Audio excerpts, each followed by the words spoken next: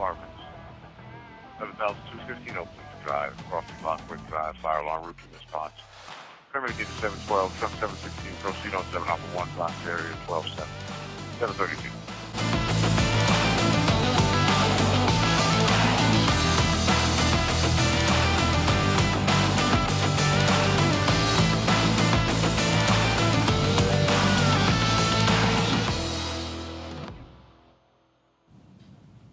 Hey, good afternoon and welcome to today's episode of Boss Talk. We're happy as always to be here live from the Public Safety Training Academy. I'm Battalion Chief Mark Davis.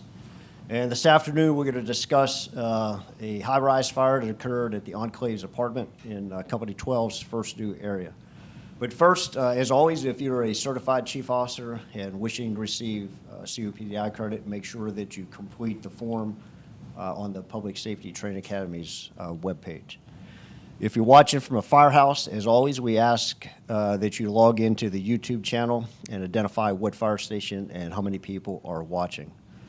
So the Enclave's apartments, for those folks in the Down County area, there's a good chance you've been to the Enclaves a bunch of times, either on medical locals or automatic fire alarms or box alarms. It has been one of our high-use complexes.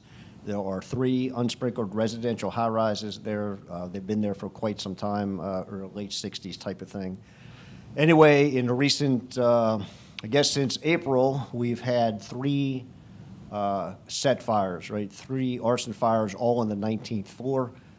One of them was a pretty serious consequence, and that was the second alarm fire that occurred on the B shift back in April, and that's what we're here to discuss today, talking to the unit officers that responded and operated on that incident, hearing about what they encountered, decisions made, actions taken, and all those typical things we talk about in the Boss Talk. We like to do some current events thing. If you listened to the A shift the other day, we had a fire at one of these large, under construction, wood frame donut parking garage type of complexes. That was on Broad Birch. We want to pop up that photo of the building. There we go. So we see these throughout a number of places in Montgomery County. This is a really big one, and this is off of Broad Birch in Company 15's area, right at the Tech Road 12-15 border. Came in at the end of the day, was reported roof on fire, and fortunately, the fire was contained to the roof, the parking deck of the parking garage. We go to the next picture. That's what happened, right? So you couldn't see that from the ground, but there were 3 fires up on that concrete deck. Workers had been applying some flammable adhesive to finish up a project, and windy day, and the next thing you know, that's all on fire. Let's go back to the first picture there. Some points of note, we would expect the company officers and command officers to be out if you got these things going up in your first due. You got to look at access, you got to look at fire protection systems, and you got to look at familiarity. About 6 weeks ago, we did a pretty significant pre-planning drill at this complex where you see the ladder trucks, 3 ladder trucks in place.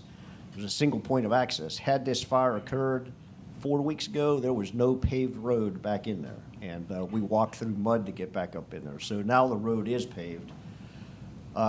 Fixed fire protection, there is no operational sprinkler system in the building, and the only thing present was a temporary standpipe system that was questionable in terms of operation on the day of the fire. First arriving engine found fire on the roof, as noted, and ended up stretching a 400-foot line up the stairway, and we were able to get that under control. So the bottom line is, right, if you got these things being built, take a look. First, second, third due companies, engine ladder companies, battalion chiefs, you need to be out there looking at these places, because the greatest danger is when they are under construction. So anyway, that being said, enclaves, there's a lot of danger at the enclaves, unsprinkled residential high-rise occupancy, one of our most dangerous buildings to be in Montgomery County regarding life safety. And the fellows here are going to talk about that fire that occurred on the B shift back in April. Turn it over to Captain Matt Machala. He's our moderator for today. Captain Machala. Thank you, Chief, and thanks everybody for joining us in another episode of Boss Talk. I'll introduce the company officers that are here with me, and we'll get started, kind of our normal format, just going with the first 2 engine officer and talking about what you guys were dispatched for, what you found, and actions, and hopefully that'll spur some good talking points about tactics and general operations and high-rise buildings, because we can kind of translate a lot of this stuff, not only just to this fire in the Enclave, but kind of everywhere. So Across from me at the table, we have Lieutenant King, Company 16 on B shift, and he was riding Truck 16 for this incident. We have Captain Snyder, Company 12 on B shift, Paramedic Engine 712. Captain Riley, Company 16 B shift also, was riding Paramedic Engine 716.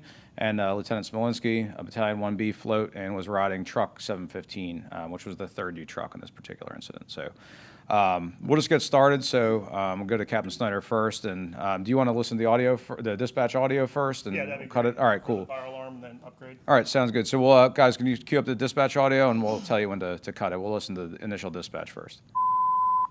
Enclave Apartments, 7215 Oak Leaf Drive, Crawford Lockwood Drive, fire alarm routine response. Paramedic Engine 712, Truck 716, proceed on 7 Alpha 1, box area 12-7, 732. Paramedic Engine 712, Truck 716, we're now getting reports of smoke. Switch over to 7 Alpha 4. Now, let me second you know, I'll have my own hydrant and connections. I do have black smoke showing from the roof line. Units operating on 7 Alpha 4. Enclave Apartments, 11,215 Oak Leaf Drive, Cross Street Lockwood Drive, the high-rise building fire. Port of smoke comes from the roof line. Paramedic Engine 712 is on the scene. Paramedic Engine 716, Paramedic Engine 724, Paramedic Engine 719, Paramedic Engine 715, Truck 716, Tower 724, Truck 715. Rescue Squad 715, Ambulance 716, Battalion 701, Battalion 704. Operations on 7 Alpha 4, box area 12-7. All right, can you guys pause it there for now? All right, thanks. So I guess there's a couple things that I guess I'll just ask instead of just starting off. There's a couple things I picked up on. So we talked about already pretty high-use complex, right? So obviously, you know, you being the assigned officer in the first two companies, some buildings you're pretty familiar with. We mentioned that there was several incidents in the same building on the same floor. I think it's worth noting that this was the second incident, right? So there had been an incident. Basically, you had gotten a pass on, was it the day before you worked? So the very day before, right? Ran a fire on the same floor in the same location. So you had gotten a pass on basically that morning about the incident that they had run the day before, Yes, correct? yep. He All said right. he had had a small incendiary fire in the hallway. Okay. So, you know, we were a little bit on higher alert, exact same time of day, like 7:30 in the morning, dispatch, right after lineup, so. So initial dispatch was obviously routine response, fire Yep. alarm. About how long was it between when you got dispatched for that and when they upgraded it? Were you guys like pulling up, or was it like you had? No, we were actually, we were turning on to Lockwood Drive, just coming up. I was getting ready to actually do a field upgrade on it because we saw the smoke. Okay. And they were doing the second vocal, and literally they did their second vocal and they went right into, hey, be advised, we're gonna report of a fire now on the 19th floor. You know, so at that point, we already had seen the smoke when we pulled out the firehouse. My driver, Roger Homan, was like, hey, Cap, I was looking at NBC, seeing some notes. And I was like, hey, guys, this could be a fire. And he goes, yeah, we got smoke from the roof. And I was like, are you sure? So one of those like is this real? This is real. I You feel know, like this just happened yesterday. This really happened 2 days in a right. row, so.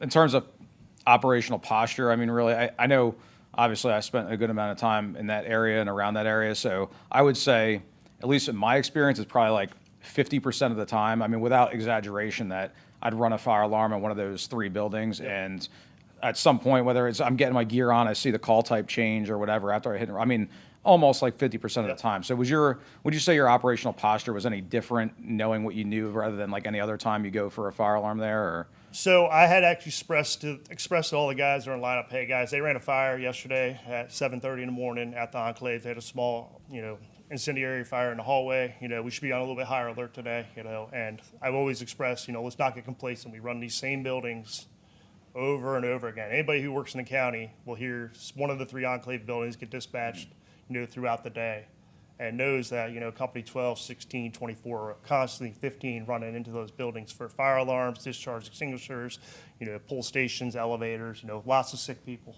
So, you know, it's just every time we run a fire alarm, I'm like, hey guys, let's just treat every one of them like it's something, because we already had a fire there last August that went out as a 2-in-1 for odor of smoke, so at a different building. So. Can you guys pull up the box map real quick too? We'll probably come back to it, but just so everybody can kind of understand what the complex looks like in relation to some of the areas that we're talking about. So you guys can see the complex there, obviously, and we're talking about building 11215. So just so everybody kind of has a general idea of where these buildings sit in relation to Columbia Pike and New Hampshire Avenue and some of the other main roads. Joe, so being on the first due truck, you're running an automatic fire alarm at the Enclave, obviously turns into a box alarm. You guys are probably, what, 4 corners roughly when they boxed it?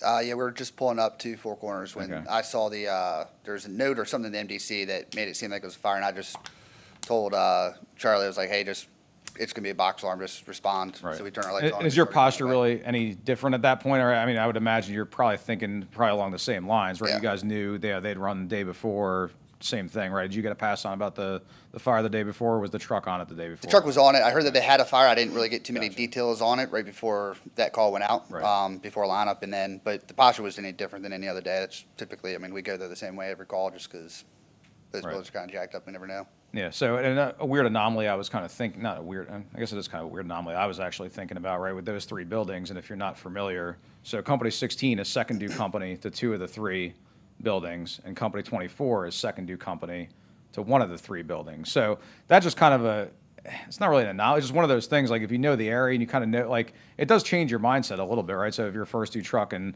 to the building versus second due truck, it's a big difference, and it's the same complex, 3 almost identical buildings, and you could kind of be taking a different posture as whether you're working at Company 16 or 24, depending on which building. So I think it's just one of those things to note that everybody here was either an assigned officer or a float officer in the battalion and worked in those areas for quite a while and is familiar with the buildings and what their kind of position and those pre-planned responsibilities are, because you run them all the time in from the same firehouses. So cool. All right. Do you have anything else about like initial dispatch or en route before we kind of go around the scene? One of the things that was passed on to me, and it was passed up through the battalion chief that morning, was that 11215 had no working elevators from the day before.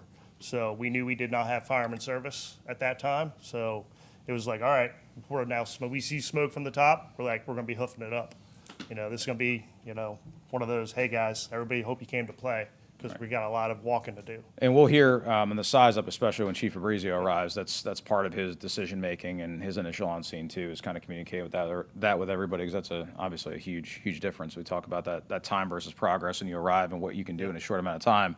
Having to hoof at 19 flights versus take the elevator up 17 and then walk the last 2 is a big deal. Yep. So, all right, you guys pick up that audio again, and we'll go bring the box map up on the screen, please, and just continue the audio. Truck 716. Apartment number? I call back. Residential high-rise. It might be a boiler coming from the roof line. We're going to head from the address 11215. I'll have a crew of 3 ambulance bundle back, taking our way up. We do not have working elevators in this building at this time for fireman service. I'm going to have to have a tactical command. Kitchen 712, tackle command 755. I'll go ahead and assume the command supposed to be behind you and call me out. Sorry. Looks like smoke coming from the roof, possibly either a boiler or elevator room. Due to the fact that we have no working elevators in the building, go ahead and start a task force in the rig. Give it. No one on the way. 712 right, to command. I'm getting a report from a resident on the 19th floor. Same area as the fire yesterday. Into 712. Just did a lap around the building. Looks like you got smoke showing from the 19th floor, maybe 20th floor. It's going to be where the private wing connects to the main building. You okay? That's where I had one resident report that it was on the 19th floor. All right, can you guys pause it there real quick? Van Montgomery, go ahead and fill out the second stage. All right, so kind of going from there, you guys saw the box, they saw the box map, hopefully. What are some of the pieces now? We're in the lobby or wherever we are. What are we, like, how are you making your decision about, hey, how am I going to get up here? Where do I think the fire is and all? What's, some of the stuff going through your head at that point? So I've always used, since I've been at 12, I've used the adage that I'm going to use the B stairwell, which is in the Charlie quadrant of the building. And the only reason is because when I come up there, I basically know that I have an area of refuge if I come out of that door to the right or left, depending on if this was apartments, to flake out hose in the hallway, to advance and all that. Plus, I know that the B stairwell is the only one that has an exterior door that goes to the exterior for ventilation purposes. So if we're going to pressurize, we can get more fresh air up in that way versus the other 2 that dump into the hallway at the very end. Can you guys give us the A. box map again real quick? Sorry, so just so everybody So, can visualize this. Stairwell A and stairwell C are to the right and left when you come in through the front door. So, but B is halfway down the back corridor, the Charlie quadrant. So you have four apartments to the right, two to the left, and then you have an elevator bank, which is also a very good area of refuge because it's basically, non-combustible area that's made out of tile and concrete. So there's nothing really in there to burn and steel. What do you guys say each hallway is distance-wise? Obviously, the front of the T along the frontage is the longest distance. Just to give everybody who's never been in 90. these buildings an 90 idea. feet from the A and C stairs to the, right where the fire was, and it's 50. 145 feet from the B stairwell to the, right where the fire was, right to the elevator lobby. Oh, wow, I wouldn't have thought that. I wouldn't have thought it was that far Yeah. from the B stairwell. So 140. So basically, the frontage of the building Yep. is roughly 180 feet or so. Yeah, So maybe each 160, like 170. 150 basically going down the C wing to the front. Yep. And then 180 or so going across the front. So Yep. fairly large high rise. What was it, 20 apartments per floor. So we figure roughly.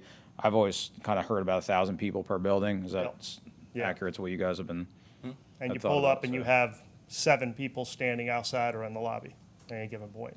So that was a pretty good indication did you have a pretty good indication when you got there that there was something legit going on up there? I heard a couple of reports Yeah, about people. so we had the resident who came to me and said the whole 19th floor is on fire, is what he yelled at me when I came through the front doors.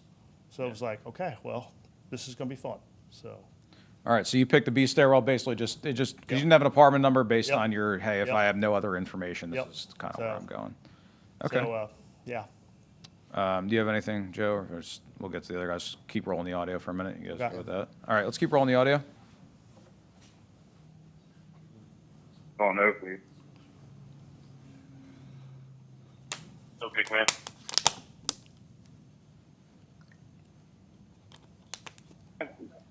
We have elevator mechanics here. We have 2 working elevators. Number 1 and 2 are working. Copy, number 1 and 2 are working.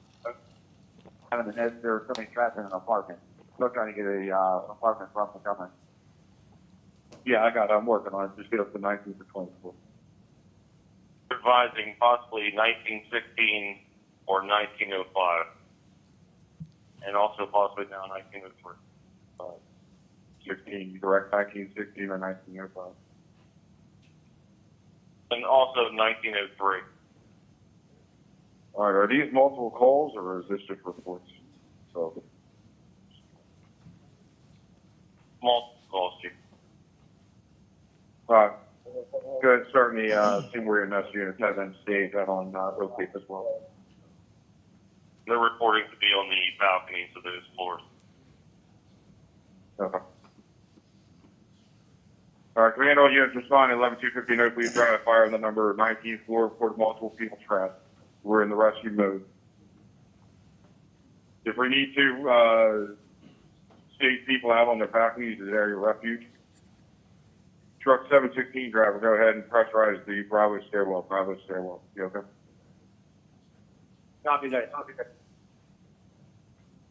Command, 17, 18 are clear. We have smoke in the hallway on 19. We're in the Bravo stairwell hooking up right now. Okay. All right, can you guys pause the audio again, please? And Montgomery, the guys of the media, if you could show the picture of the 19th floor landing, please, in the stairwell. All right, so we've made it basically to this point. So you guys ended up taking the elevator up. Luckily, there was an elevator mechanic there. Obviously, Yep, made a big yep. difference. So if you want to talk about that, and then kind of the rest of the way, I heard you check the 2, and then kind of how you're flaking your line, where you hooked up, and all that stuff from here. Okay, yeah, so we came in, as I was walking by the elevator lobby, there were 2 elevator mechanics. They grabbed me and said, hey, we've got your elevators. These are working now. We've been here since 5 this morning. We have them already in phase 2 waiting for you. Just need a key. So I was like, this is outstanding. We are going to be able to make it to where we need to go a little bit quicker. So we hopped in there. I told the guys, hey, we're going to go to 17. We went up. We stopped around 9, confirmed it would open and close, and then we continued up. And we got to 17. I said, guys, B stairwell, come out of elevator 1. That's what one we took, and go to the left. Go up there. I'll meet you guys up there. I got to check 18 real quick, make sure there's nothing on 18. So as we went up, we got to 18. I popped open the door, looked. It was clear in the hallway. So I said, all right. And as I was coming up on the 19 I could see the smoke starting to come out around the door. It was kind of settling right there at the ceiling level. So I knew I had fire probably on that floor because it wasn't really up above. It was just sitting right at the top of the landing, right there at that ceiling level, right where the light is, Okay. and coming out. My E3 said, hey, I can hear somebody in the hallway. He said, I'm going to click in real quick, see if I can find her and grab her. So he opened up the door real quick as I was masking up. My E4 was hooking up to the rise at that point and starting to flake out his line. And I could hear truck 16 coming up the stairwell. So he went in real quick. I heard him go in. I hooked in. And by the time I got the door back open, he was bringing a woman back out. He was escorting her. She was trying to get into her apartment and locked herself out when she ran out in the hallway. When the Gotcha. fire alarm went off. And what were smoke conditions like at that end of the hall? at that So point? right where Like- we were, the neutral plane was probably around about 4 feet, Okay. you know. So you can't stand up and walk. Can't and be stand up and okay. walk really. So, you know, I kind of looked down real quick, tried to pan underneath. And look, this is looking down the hallway from basically the B stairwell. I think from the B stairwell. Yeah. Looks like it, towards yeah. where the fire was.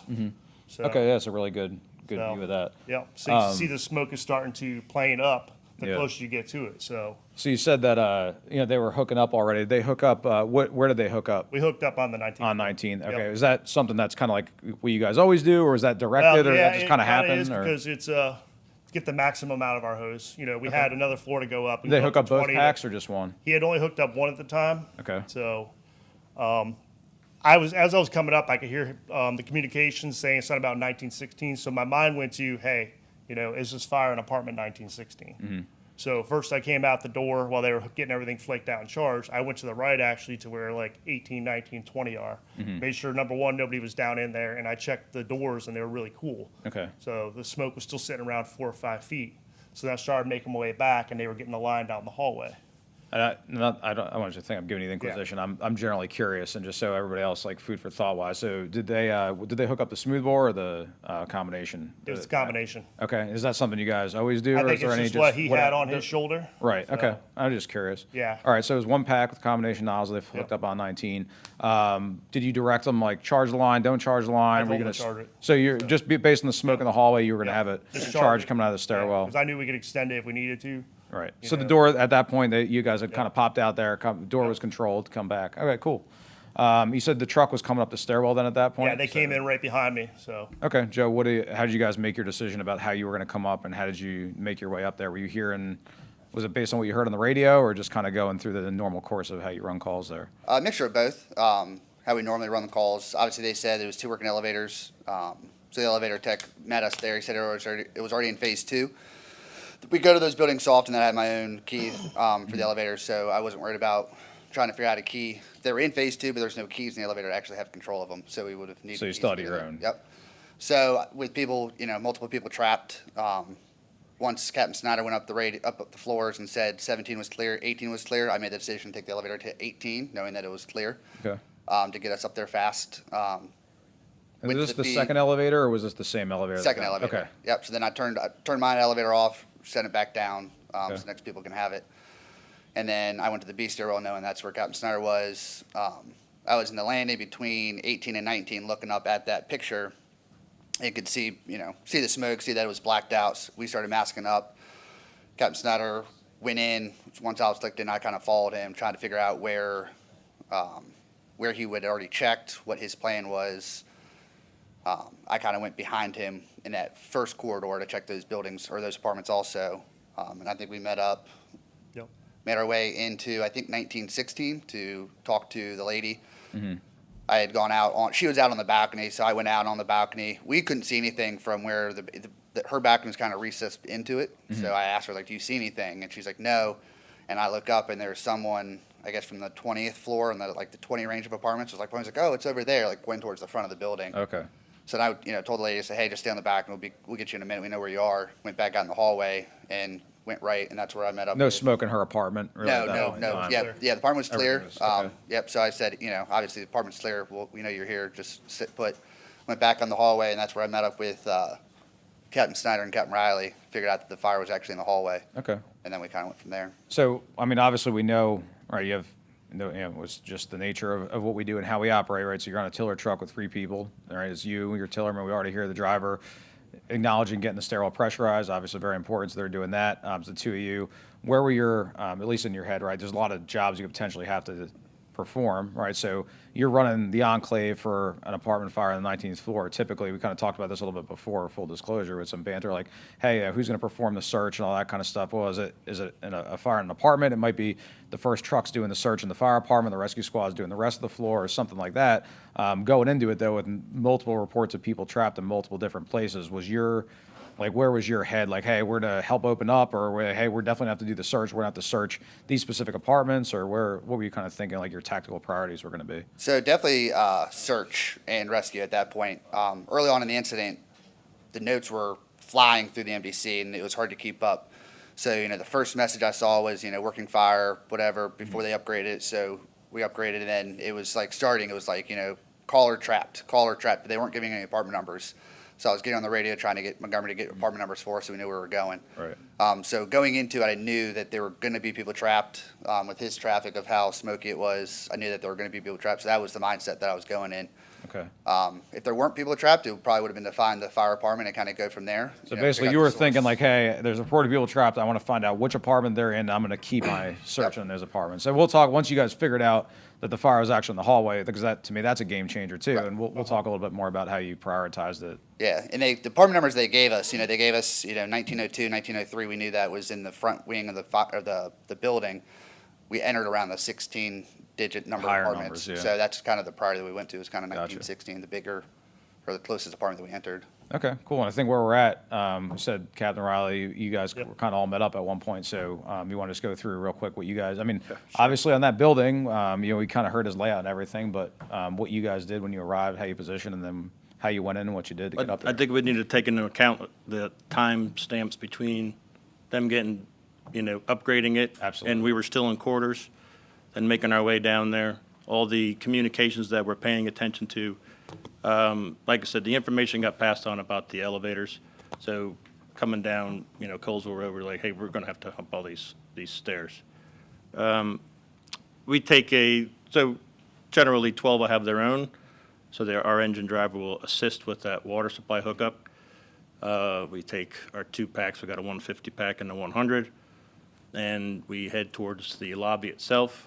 If I'm thinking that they got keys, and then we've got the elevator keys that was, handed out to us by Small Tools, and we use those quite a bit. So made it into the elevator lobby, and the gentleman was still there who was controlling the elevators.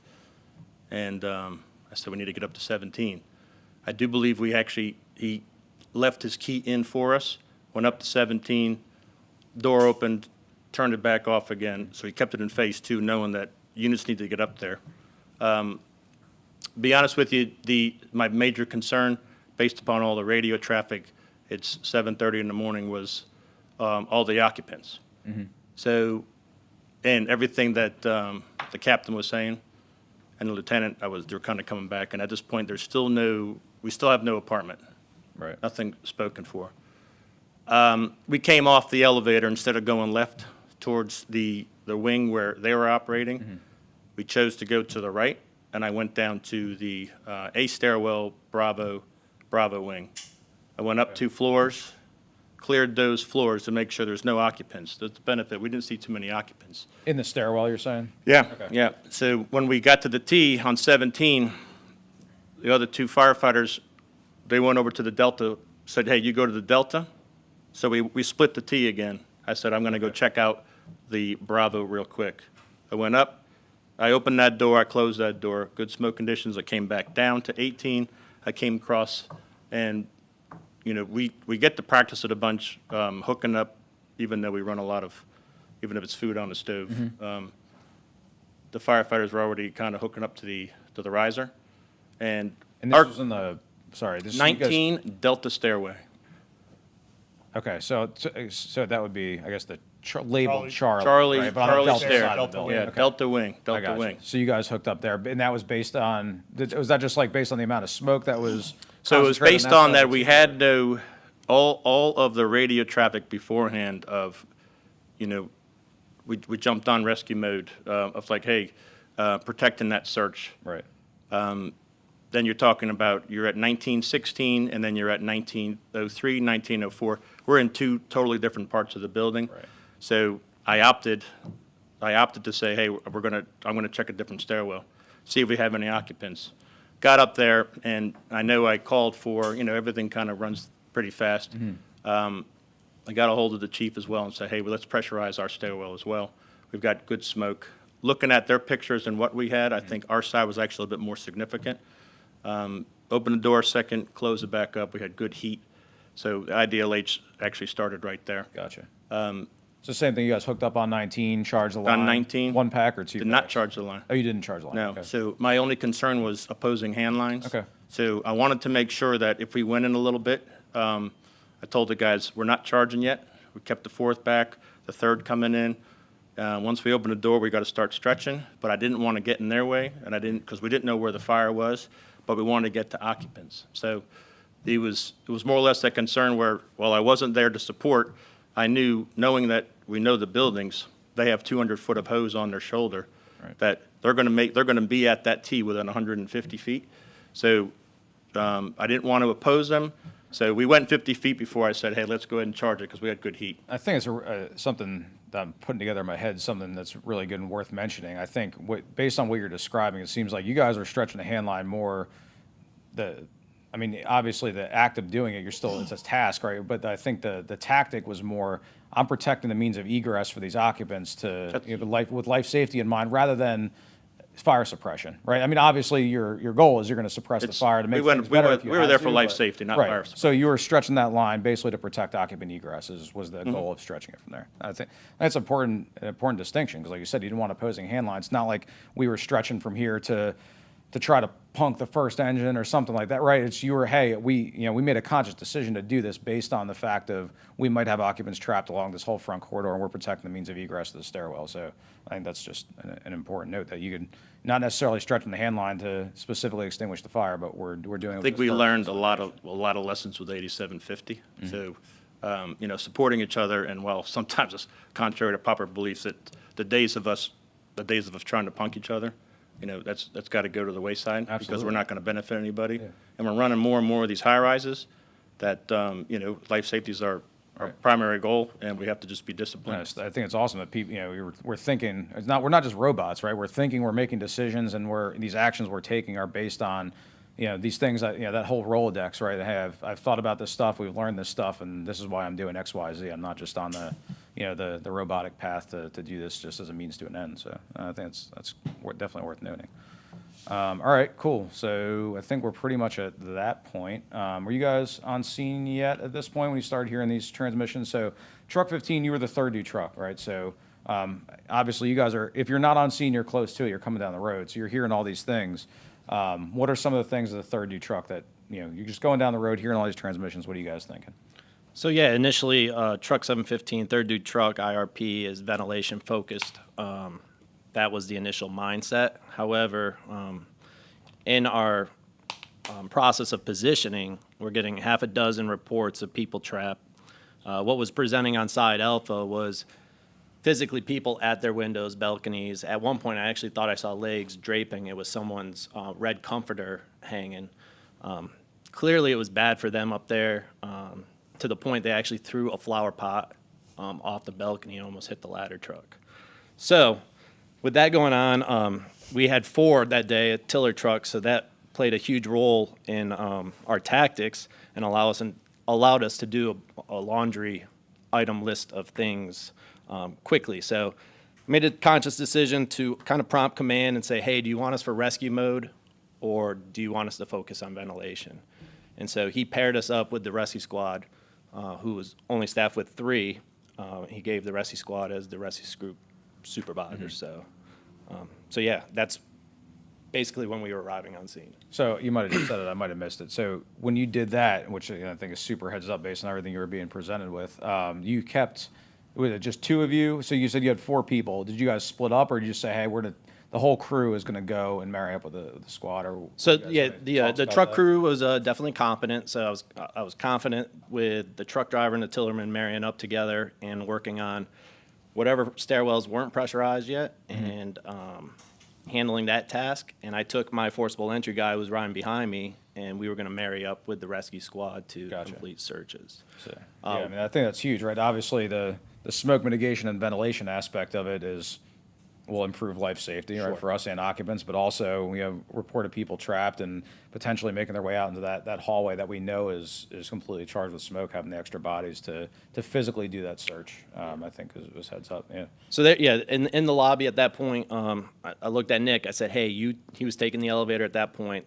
We were He's all the- jammed he was up. the rescue squad He was on officer? the rescue squad, yeah." Okay. And I said, "You take 19, and we'll do 20 for search." And he was good with that. I said, "Then we'll regroup on 19." So he disappeared in the elevator. We waited for the next one to come down, and so that's kind of how that worked out. Also, everybody got to take an elevator, which I think that's a huge difference than a lot of recent high-rise fires. I think it probably helped having those elevator mechanics there, but that probably made a big difference operationally, right? Most of the time, we're hearing either the elevators weren't sent back down, or the keys weren't there, or we didn't have another set of keys in the Knox box, or whatever. But having that early control of the elevators with people who really knew what they were doing, the elevator mechanics, that seems like it made a huge difference. It's the first time I've heard of everybody getting an elevator in quite a while. So, cool.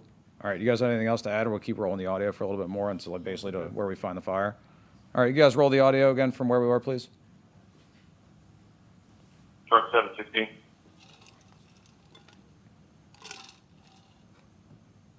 Small calls, Chief. All right. Go ahead and start me, seeing where your next units have been staged out on Oak as well. They're reporting to be on the balconies of those floors. Okay. All right, command all units respond 11250 no police trying to fire on the number 19th floor, report multiple people trapped. We're in the rescue mode. If we need to stage people out on their balconies as area of refuge, truck 716 driver, go ahead and pressurize the Bravo stairwell. You okay? Copy that. Command, 1718 is clear. We have smoke in the hallway on 19. We're in the Bravo stairwell hooking up right now. I'm okay. Montgomery, you have a third truck on the initial box alarm?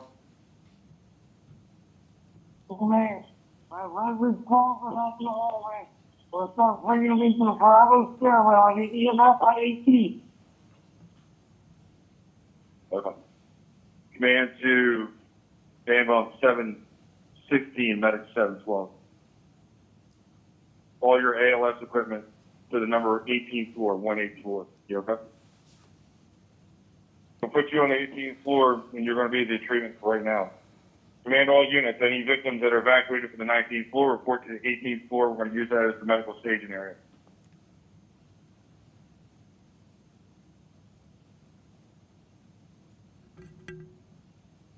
The 712 is going to make you the 19th division supervisor. It's going to be yourself, engine 16, and truck 16. You okay?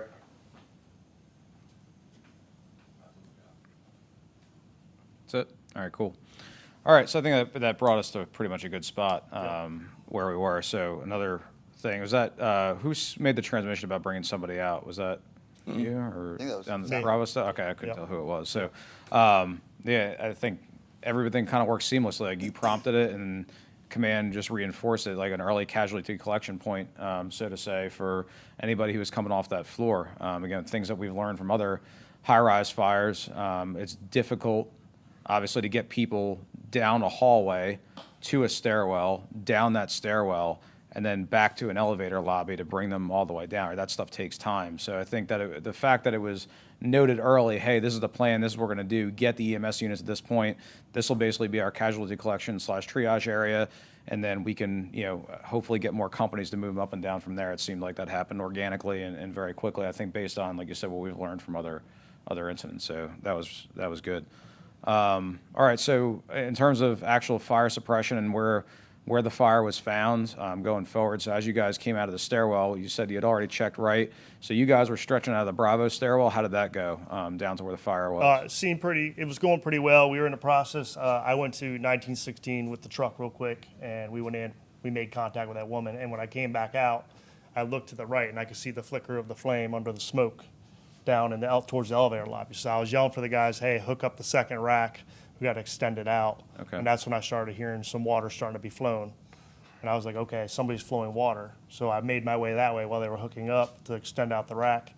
And that's when I ran into Captain Riley as I went through the elevator lobby, and they were knocking out the fire real quick. So Gotcha. So you guys hooked up the second rack in the stairwell? Or no, we just were, right we were outside extending of in. it? We were extending right out of in the hallway. Right so outside of it. Okay. We had, like I said, we had that 3 to 4 foot neutral plane, so they could see what they were doing. Decent enough to. Decent enough to be able to extend it.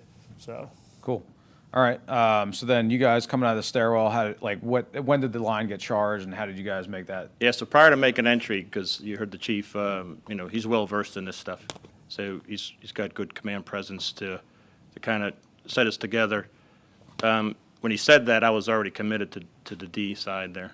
And I told him, I said, hey, we're gonna be making entry in here. We got a crew. And I asked one more time, I said, do we have an apartment yet, prior to making that commitment? So, and we did not have it. So I continued on, even though he gave us that, we were committed there. He wanted us to operate with 12, which we totally understand. So once we made entry, we went 50 feet, and we had good amount of heat. And I only stopped at the doors. If they're unlocked, you open the door, the apartments were nice and clean.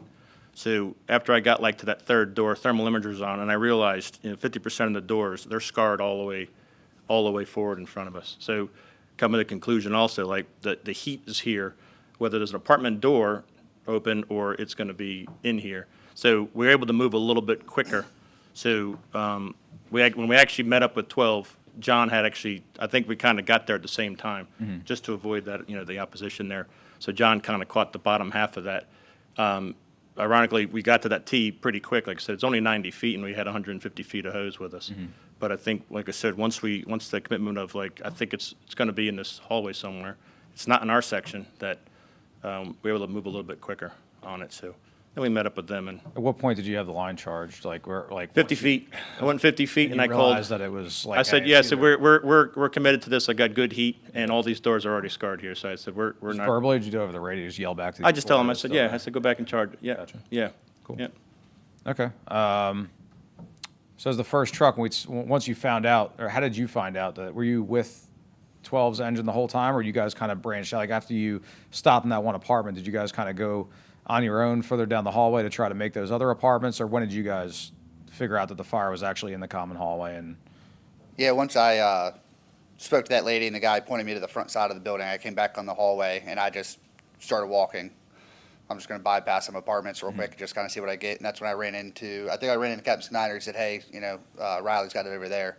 So I just kept going and met up with Captain Riley, figured out that it was that hallway from the elevator towards the front of the building, and we just started making sure everything was out, started hooking things. And Gotcha. So did your priority change at all once you realized that the fire was in the hallway rather than in an apartment? Yeah, because the apartment that we were in was clear, I figured, most of the other ones should be too. And at the same time, the chief designated the truck and rescue squad to be the search company kind of deal. So then I just hooked up with 12's engine and 16's engine and just kind of worked as a truck at that point. I believe not that far after, once we found it, Squad 15 was already up there. So I saw Nick DeFreeze, and I kind of figured that, hey, that's your search company kind of deal. And I just went on to do the truck portion of the incident. Yeah, I mean, I just know, personally from running those buildings and others, right? When you have a fire in a common hallway or in a chase, whether it's a trash chute or, smoke's somehow migrating through the elevator shafts or something like that, when you have that much smoke in the common hallway, obviously that changes the search priority a little bit, because everybody in those buildings, you never know, but people hear the fire alarm, they go to egress. Well, the path that they would normally take to egress that we try to keep clear is now the what's might kill them, right? So they're egressing into a hostile environment, and where do people want to go most of the time from an upper floor? To the elevator.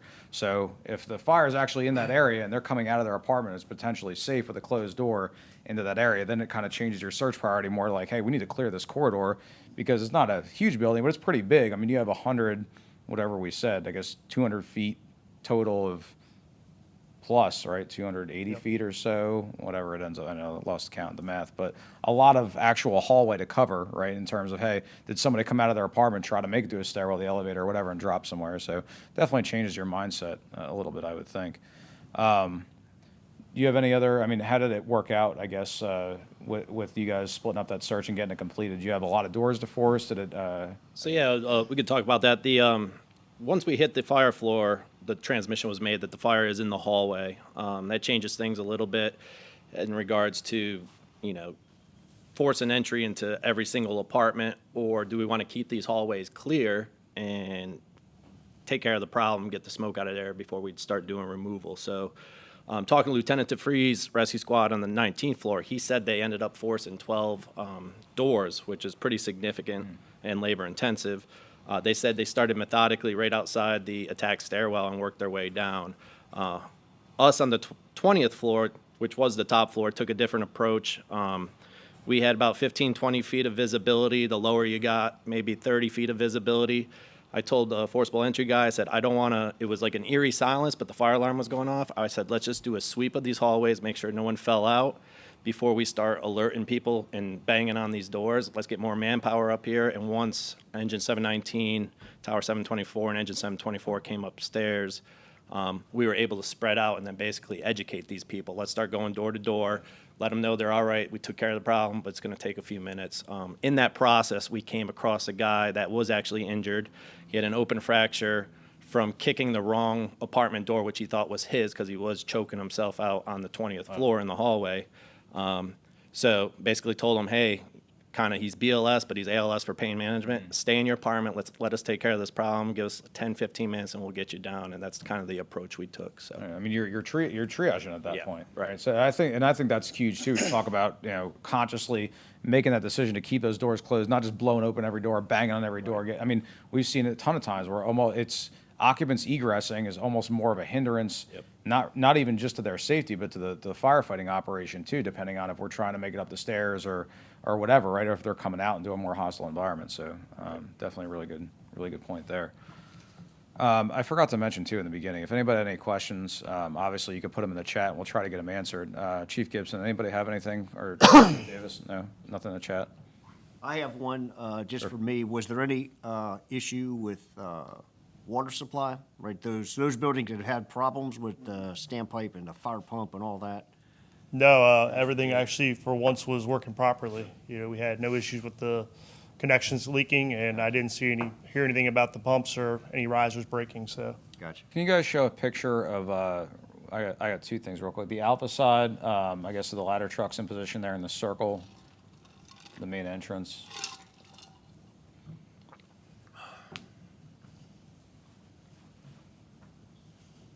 that's the main entrance Yeah, I was hoping to get the one from on scene. from the fire. Yeah, on the fire.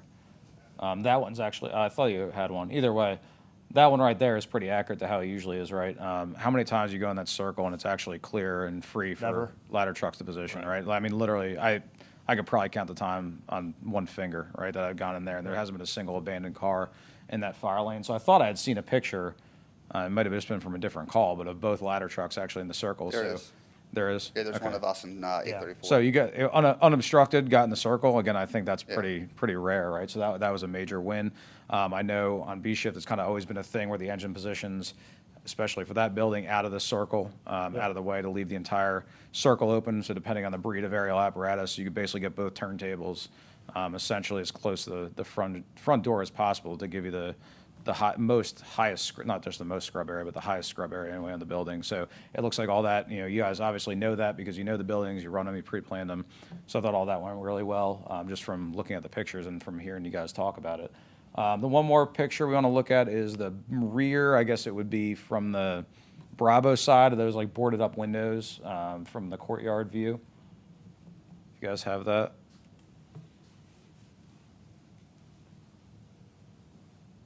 Media.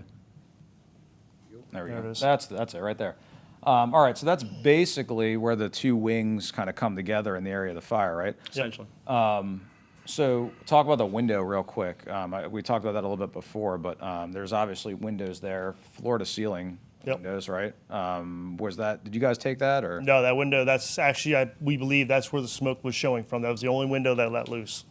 So, So window failed, and I had actually asked, because I saw the picture, this after picture, and I was like, oh, was that, did somebody take that out the day before? Like, oh, we think the fire failed that window. So to me, that's a huge concern, right? You come up on that, an open floor to ceiling window in a hallway on the 19th floor, right? That's like, hey, if somebody, we're just kind of crawling around, and maybe the fire was a little bit remote from that, if it wasn't right next to it, that's a huge issue, and just something to think about too, especially people, not to go around just taking windows for multiple reasons, right? Potential for wind-driven fire, all kinds of other stuff, but just the hazard it creates too. And a lot of these, aesthetically placed windows that don't open or anything, are floor to ceiling. When you open them, can create a huge issue. Chief? We have a question asking about thermal imagery. Did crews use thermal imagers to assist? I think there was a little bit of discussion there, but Yes. We did. Yeah.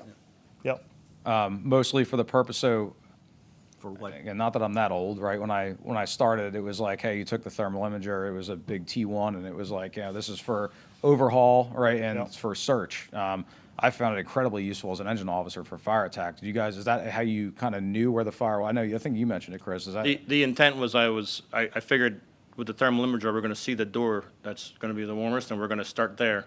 But every door looked the same after a while, so Did it ultimately guide you down that end of the hallway? it just guided us down there. Yeah, same thing for. Yeah, so for when I you guys. came out into the stairwell, out of the stairwell initially, I used it to pan to the right, because we already had brought one out from outside apartment Just trying to do a 1916. quick sweep of the Did hallway, a quick sweep of the basically, hallway, yeah. went down that way, just to make sure I wasn't missing something, and then started coming back the other way. That's when my temperature started to go up. Mm-hmm. I stopped at 1916, but I should have just should have progressed a little farther and looked a little farther down past the elevator bank. But I think that was like trapping a lot of heat too. Yeah, just an officer note. How do you guys carry them? Do you guys? Pack. You guys I was hanging keep off it, my pack. Keep it there all the time. Yep. All right. And no, you don't. You keep it in the compartment or something. Just carry it. It's with with you? my bar, I keep it clipped to me. Gotcha. What do you? Yeah, mine's on my pack. Cool. But so I feel like the culture is now more where everybody takes them all the time, and it's pretty much like mine goes on with my flashlight. Like if it's bad enough when I turn my flashlight on, the imager's on with it. So Agree. cool. Any other? Go Yeah, ahead. I think a big takeaway from this fire, just a good talking point. We all got better from it. Blacked out hallways, they got to tell you something. We're not used to running fires in the actual hallway. We're thinking we're going to an apartment fire in a high rise.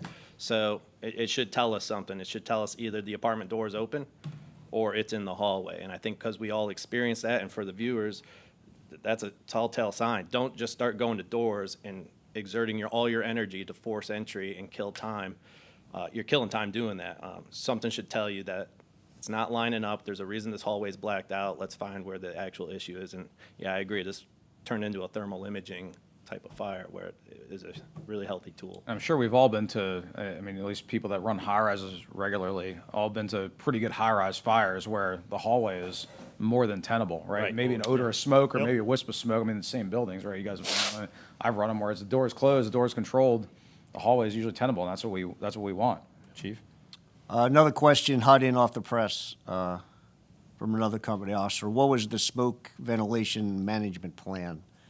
I guess once you kind of got this calmed down some. So yeah, we first two truck driver did a great job. He actually had all three stairwells pressurized prior to our truck getting into position. From that point on, we increased or boosted pressure by putting a fan at 8, a fan at 11, and then a fan on the 19th floor. And then we methodically started opening apartment doors to ventilate that way, pushing it back out of the floor it came from. So it did create that wall and kept the stairwells clean, so it definitely works. Any hydraulic ventilation?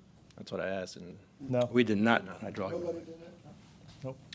Yeah, I'm glad that question got asked. That was something I forgot. I knew you had some notes on. So, yeah, that's a challenge sometimes too, right? We do have smoke in the hallway or the stairwell. Now, how are we getting it out? You said if everything works right, we have a single apartment on fire, we kind of control everything, and then we evacuate all the smoke through that apartment. But now, if we have something going on in the trash chute in the hallway, whatever it is, now how are we going to evacuate that smoke? Are we going to use a bulkhead door in a single stairwell, make sure that's clear of occupants and use that? Are we going to open an apartment, force something open? So definitely good points, and sit spacing those fans out help too. I know sometimes in a wing building like that, you're kind of fighting yourself too, depending on like maybe you need to bring a fan up to that floor and blow out each wing individually or something like that. So yeah, so that was on my list. I actually like to ask one more question. I don't, so it's usually if you had to run this again, like what would you do different kind of thing. I try to ask it a little bit differently because you're never going to run the same incident in the same building, right? It's just never going to happen. Someone's going to be different. So basically, if you had to run, I'd say a similar incident, right? Or some of the things that lessons learned from this or things you take into consideration next time, whether it's an unsprinklered high rise or whatever it is, so an incident with some commonalities to this one. what are some lessons learned from this incident that you would take and maybe apply to the next incident? I don't want to say do differently in this incident because I'm confident everybody did what they did for a reason on this one. So if you had to do something similar, things you'd take into consideration, we'll just go Joe and kind of go around.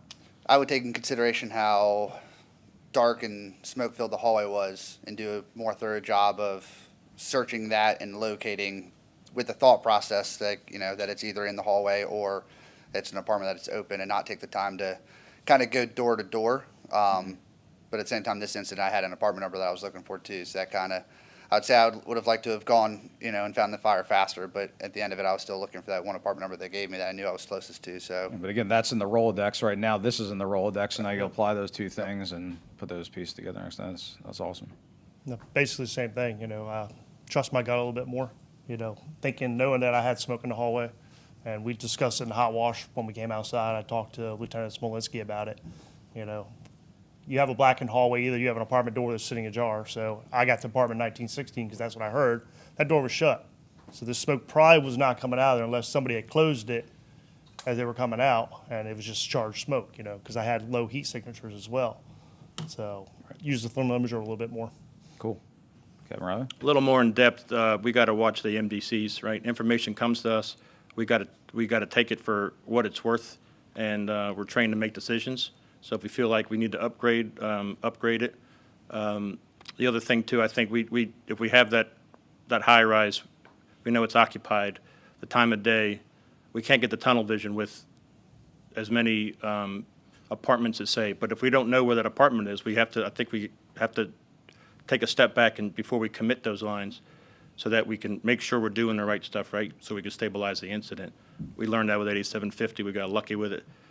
This one here kind of just worked out for us, but I think it prompted us to go back and revisit it, talk about some of how we, detail up the sections and supporting each other with it. But I think that's a huge takeaway from this. Great. I think thermal imaging, more attention to thermal imaging instead of just using it, old school way you're right, was overhaul, checking for hot spots, giving more attention to that, and then just good information on the radio. This is one of those fires where everyone wants to talk. They think everything they have to say is important. Trying to get a lot of the benchmarks that command needs and maybe saying it in one transmission to not tie up the radio traffic, since there is so much happening, and that's about it. Awesome. Yeah, I think it's important to know that none of this happened by accident, right? You always not second guess, right? But you always, we're all self-critical, right? You always want to be better. Hey, what could I have done different, or what could I have done better? What could I have made it better? But none of this happened by accident, right? You guys know the buildings, you know each other, you made conscious decisions about everything that happened, and overall it was a positive incident outcome. So thank you guys very much for coming and sharing that. I think a lot of good lessons that can be applied, not just to high rise, not just on the sprinkler, but kind of, all incidents. So especially with the thought process, a lot of good conversation. So thank you guys. Just to wrap up, that's going to be the end of this episode. Really the only thing we have up to bat is possibly from the command post. Sometime in July. We don't have a hard and fast date yet. You guys know during the summer with schedules and stuff like that, we tend to take a little bit, a little bit of a lull during the summer months. But we should have something coming out in July. It should be from the command post, either on the tornado incident or one of the other more major incidents that have happened recently. So until next time, thanks again for joining us, and have a good rest of your day.